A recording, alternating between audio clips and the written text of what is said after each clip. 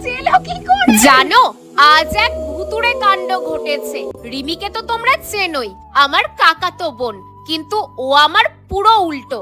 আমি যতটা ঘরকুনো, ও ঠিক ততটাই উড়নচণ্ডী।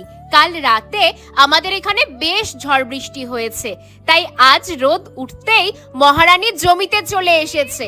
অনেকক্ষণ হয়ে গেছে, এখনো বাড়ি ফেরেনি বলে আমি ডাকতে এসেছিলাম। দূর থেকে আমাকে দেখতে পেয়ে চিৎকার করে ডাকছে। দৌড়ে এলাম ওর কাছে, দেখছি কিছু একটা ধরার চেষ্টা করছে। ওমা, শোল মাছ জমির আলের মধ্যে, আর রিমি সেগুলোই ধরার চেষ্টা করছে। ও নাকি এগুলো ধরে বাড়িতে নিয়ে যাবে, কিন্তু অবাক করার ব্যাপারটা হলো ধানের জমির আলে এই এত বড় শোল মাছ এলো কি করে? সামনেই একদিকে শুকনো খাড়ি আর অন্যদিকে শ্মশান। এবার তোমরাই বলো, মাছগুলো কি নিয়ে যাওয়া উচিত হবে বাড়িতে?